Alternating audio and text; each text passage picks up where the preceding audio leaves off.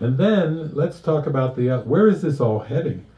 It's nice to know that our skills and abilities can be used for a time to loosen our mind from the ego, but what comes past that? What's all this stuff about the world's an illusion? What's all this stuff about none of it was real and it never happened? What's all this stuff about even before that, the script is written? What is that? That's so far from our everyday human awareness. Where is this heading? Well, it's just heading in the same direction where you have to let go. Kirsten and I, we've had some travels. Some of you have heard of the Columbia Coffee Park parable, where we were down in Colombia and we went out to this rural, it was almost like a coffee amusement park, if you can even imagine that.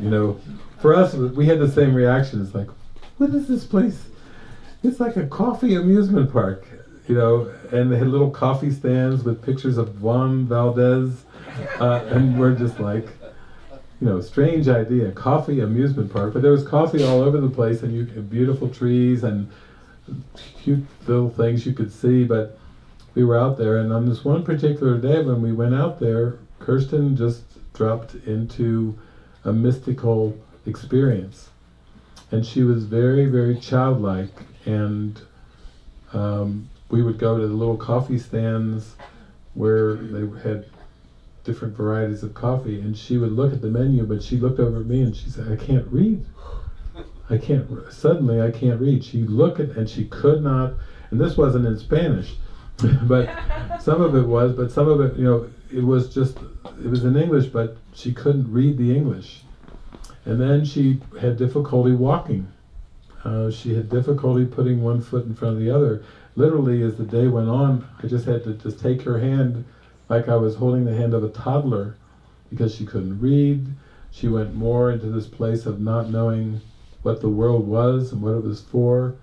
And this was just an early mystical experience. There was another time we were at our friend Regina Dawn Akers. We were at her home in North Carolina, and we were all having lunch, and some of you heard the parable where Regina came out, she brought drinks, had made sandwiches, and Kirsten reached down to pick up a sandwich for lunch, and just as she picked it up, her eyes got real big, and she just started staring at the sandwich and the hand, like she'd never ever seen a sandwich and never ever seen a hand.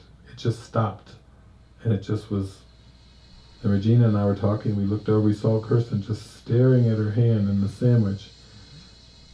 And she didn't know what it was, she didn't know what should happen next, she didn't know what a mouth was, or a bite, or chewing, or anything. It was just, she went right into that moment of, I do not know what anything is for.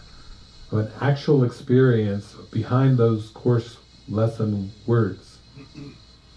Nothing I see means anything. That was an actual experience, a mystical experience of the actual meaning behind those words that Jesus is pointing to.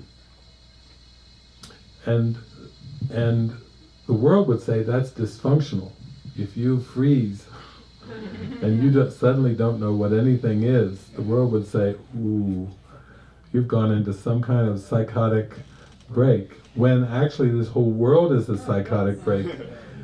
Psychosis is a break from reality, and this projected perceptual world is a break from reality. Reality is abstract love and light. So you see the difference. This is where the tables turn, when you believed that what you were experiencing in time and space was real, and it's not. And love and light is real, and you don't know what love and light is, but when you have a mystical experience, the whole table gets turned right side up, and suddenly for one instant, you go into a state of a connection with reality. And they're very rare, and that's why they're dismissed. A lot of psychology, psychotherapy will even dismiss these things and say, oh, you had a psychotic episode, you were dysfunctional. But actually, it was a moment of becoming real.